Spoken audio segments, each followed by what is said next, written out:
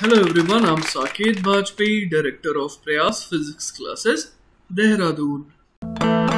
Welcome students, let's have a look at this beautiful problem. The question says, the picture shown below is a picture of vernier screw gauge. Main scale or pitch is 0.5 millimeter. There are 50 divisions on circular scale. 9 circular scale divisions correspond to 10 vernier scale divisions. What is the reading capital R in millimeters? तो देखिए बच्चों, यहां पर हम लोग क्या देख पा रहे हैं कि एक वर्नियर स्क्रू गेज है ना, और यहां पर अपने को क्या दे रखा है, मेन स्केल और पिच है 0.5 mm।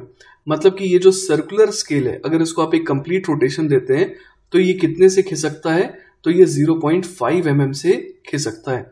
और यहां पर जो हम लोग मेन स्केल देख पा रहे हैं ना, ये कौन सी स्केल है, ये मेन स्केल है। क्लियर है बात? तो इसमें जो हम लोग सबसे स्मॉलेस्ट डिवीजन देख पा रहे हैं तो वो बेसिकली कितने के बराबर है, 0.5 mm के बराबर है। क्लियर है ये बात? साथ ही साथ देखिए बच्चों, हम लोग समझ पा रहे हैं कि ये क्या है, ये बेसिकली सर्कुलर स्केल है। और इसमें कितने डिविजन्स हैं, तो इसमें हमारे को दिया हुआ है कि यहां पर जो है 50 डिविजन्स है। क्लियर है ये बात? साथ ही साथ बच्चों, हम लोग यहां पर क्या देख पा रहे हैं, हम लोग यहां पर देख पा रहे हैं कि यहां पर वर्नियर स्केल भी है ना, ये रहा वर्नियर स्केल। क्लियर है ये बात?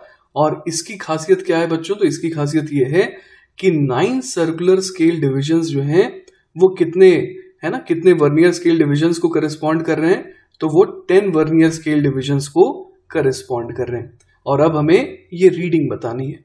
ठीक है, तो बिल्कुल बच्चों, हम लोग लॉजिकली चलेंगे। यहां पर सबसे पहले हम लोग देख पा रहे हैं कि ये जो सर्कुलर स्केल है वो सबसे पहले कहां पर होगी, बिल्कुल इस मेन स्केल के 0 के पास रही होगी, है ना। और जो सर्कुलर स्केल का जो 0 है वो बिल्कुल इस मेन स्केल के, है ना, इस रेफरेंस लाइन से क्या कर रहा होगा, कोइंसाइड कर रहा होगा। क्लियर है ये बात? पर हम लोग समझ पा रहे हैं कि किसी ऑब्जेक्ट को जब हम लोगों ने, है ना, यहां पर फंसाया है तो क्या हुआ कि जो सर्कुलर स्केल है वो क्या हो गया, वो थोड़ा पीछे गया, है ना। और कितना पीछे गया, तो अगर हम लोग यहां पर क्या देख पा रहे हैं, अगर हम लोग यहां पर मेन स्केल को अगर देखें तो हम लोग मेन स्केल के हिसाब से क्या देख पा रहे हैं कि यहां पर मेन स्केल के हिसाब से जो मिनिमम रीडिंग है वो कितनी आ रही है। तो देखिए बच्चों, हम लोग समझ पा रहे हैं कि एक छोटा डिवीजन जो है ना, जो सबसे छोटा डिवीजन यहां पर हम लोग देख पा रहे हैं मेन स्केल में, वो कितने को करेस्पॉन्ड कर रहा है, 0.5 mm को। क्लियर है बात? और ऐसे यहां पर कितने डिविजन है, तो हम लोग देख पा रहे हैं 1 2 3 4 5, है ना, 6 7 8 9 10, फिर ये 11th डिवीजन है। क्लियर है बात? तो हम लोग यहां पर क्या देख पा रहे हैं कि ये कौन सा डिवीजन है, 11th डिवीजन है। क्लियर है बात? और ये किसका 11th डिवीजन है, तो मेन स्केल का। तो हम लोग समझ पा रहे हैं कि अगर एक डिवीजन जो है ना, वो 0.5 mm है ना को करस्पॉन्ड करता है, तो 11 डिविजन जो है वो कितने को करस्पॉन्ड करेंगे, तो 11 इंटू 0.5 को। क्लियर है ये बात? तो हम लोग समझ पा रहे हैं कि मिनिमम वैल्यू जो हम लोग यहां पर मेजर कर पा रहे हैं, मतलब मेन स्केल से, वो कितनी हो जाएगी, तो वो हो जाएगी 5.5 mm के बराबर। क्लियर है? तो देखिए बच्चों, अब तक हम लोग को ये क्लैरिटी मिली है कि जो रीडिंग है वो कितनी आएगी, वो 5 मिलीमीटर से थोड़ी ज्यादा आएगी, क्योंकि हम लोग देख पा रहे हैं कि एग्जैक्टली 5.5 mm पे जो है ना, हम लोग देख पा रहे हैं कि ये जो सर्कुलर स्केल है ये नहीं है ना, ये थोड़ा और पीछे है। तो अपने को ये छोटी सी जो लेंथ है ना, वो बेसिकली अपने को फाइंड आउट करनी है। क्लियर है ये बात? तो देखिए बच्चों, हम लोग यहां पर देख पा रहे हैं कि जो मेन स्केल का जो हम लोग देख पा रहे हैं कि रेफरेंस है ना, उसके साथ हम लोग देख पा रहे हैं कि ये जो सर्कुलर स्केल है उसकी कोई भी रीडिंग बिल्कुल सटीक तरीके से जो है ना, वो मैच नहीं कर रही है। लेकिन हम लोग देख पा रहे हैं कि जस्ट कौन है जो इसके पीछे, तो वो है 25 26 27 28, है ना। ये 28 नंबर का जो है ना सर्कुलर स्केल डिवीजन है, तो इसके करस्पॉन्डिंग हम लोग कह सकते हैं कि यहां पर रीडिंग आएगी। लेकिन साथ ही साथ हम लोग ये देख पा रहे हैं कि एग्जैक्टली 28 नहीं है, इसके ऊपर भी एक छोटी सी वैल्यू है जो हम लोग यहां पर इस सर्कुलर स्केल की मदद से तो नहीं देख पा रहे हैं।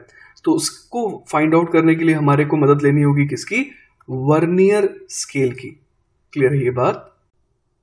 तो देखिए बच्चों, हम लोग सर्कुलर स्केल की मदद से ये तो जरूर कह सकते हैं कि 28 रीडिंग के करस्पॉन्डिंग जो वैल्यू आ रही है ना, उससे थोड़ी ज्यादा वैल्यू जो है वो और आएगी। लेकिन 28 रीडिंग के करस्पॉन्डिंग वैल्यू कितनी आ रही है कम से कम वो निकाल लेते हैं पहले, ठीक है। तो हम लोग यहाँ पर क्या देख पा रहे हैं कि टोटल कितने डिविजन है, यहाँ पर 50 डिविजन है, क्लियर है बात। तो 50 डिवीजन घूमने पर हम लोग क्या समझ पा रहे हैं, 50 डिवीजन घूमने पर हम लोग समझ पा रहे हैं कि ये जो सर्कुलर स्केल है वो कितना खिसकता है। तो पिच हमारे को दे रखा है 0.5 mm, तो 50 डिवीजन करस्पॉन्ड करता है बच्चों 0.5 mm को। तो इसका मतलब 28 डिवीजन कितने को करस्पॉन्ड कर रहे हैं, तो वो करस्पॉन्ड करेंगे 0.5 अपॉन 50 इंटू 28 mm को, क्लियर है ये बात। तो ये वैल्यू देखते हैं बच्चों कितने के बराबर आ रही है। तो हम लोग समझ पा रहे हैं कि ये हो जाएगा 0.5 और ये 50 है तो यहाँ पर 100 हो जाएगा, क्लियर है। तो ये हो जा रहा है 0.28 mm, क्लियर है ये बात। तो अब देखिए बच्चों हम लोग वर्नियर स्केल की मदद से जो है थोड़ा और है ना, थोड़ा और बेटर रिजल्ट निकाल सकते हैं, है ना। हम लोग यहाँ पर देख पा रहे हैं कि मेन स्केल की वजह से हम लोग 5.5 mm ढूंढ पाए, सर्कुलर स्केल की वजह से हम लोग 0.28 mm तक पहुंच गए, क्लियर है बात। अब हम लोग वर्नियर स्केल की मदद से थोड़ा और आगे की वैल्यू भी निकाल पाएंगे, ठीक है। तो बच्चों मैं आपका छोटा सा रिवीजन करा देता हूं। हम लोग यहां तक पहुंचे थे कि ये 28th डिवीजन है, क्लियर है बात। लेकिन उसके बाद भी हम लोग देख पा रहे हैं कि यहां पर जो है ये रेफरेंस के साथ एग्जैक्ट मैच नहीं कर रहा है।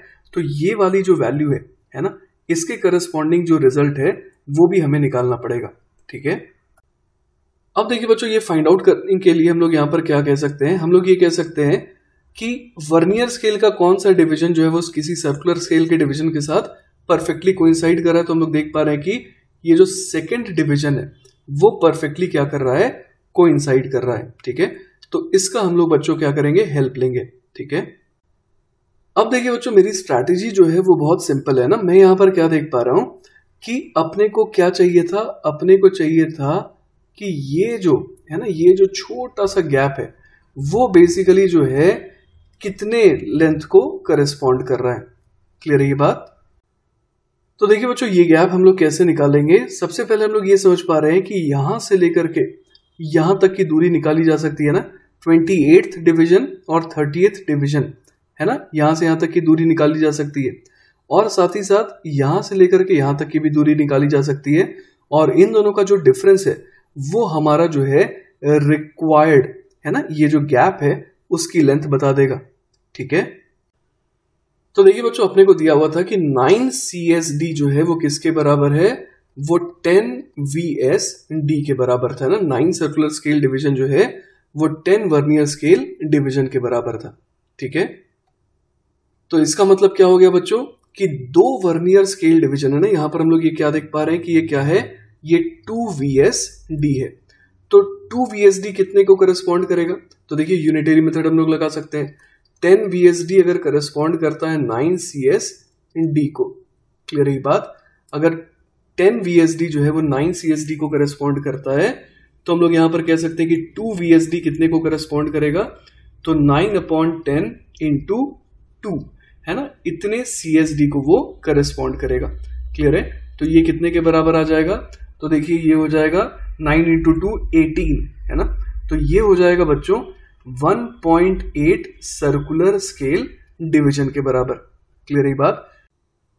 अब देखिए बच्चों यहां पर हम लोग क्या देख पा रहे हैं कि ये जो है ना, ये जो गैप है 28 और 30 के बीच का वो क्या है, वो 2 CSD के बराबर है। 2 सर्कुलर स्केल डिवीजन का गैप है ये। तो अब हम लोग बड़े आराम से कह सकते हैं कि जिस गैप की हमें रिक्वायरमेंट थी ना, ये वाला जो गैप है, तो ये बेसिकली कितना हो जाएगा, तो ये हो जाएगा 2 CSD माइनस 1.8 CSD है ना, 2 माइनस 1.8 CSD हो जाएगा ये, क्लियर है ये बात। तो ये कितने के बराबर हो गया, तो ये हो गया 0.2 सर्कुलर स्केल डिवीजन के करस्पॉन्डिंग, ठीक है। तो अब बच्चों अपने समझ में आ रही है बात कि 28 CSD में और कितना ऐड करना पड़ेगा अपने को, 0.2 CSD और ऐड करना पड़ेगा, क्लियर है।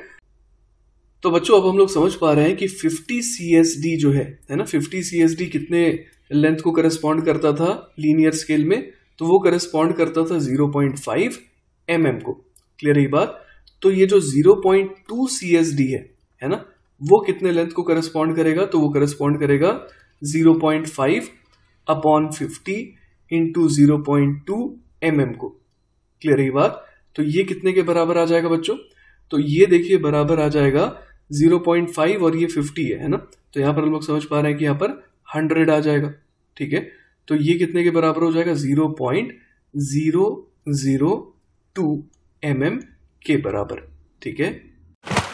तो बच्चों हमारे को समझ में आ रहा है जो तीसरी चीज यहाँ पर ऐड करनी थी वो क्या होगी? 0.002 mm के बराबर।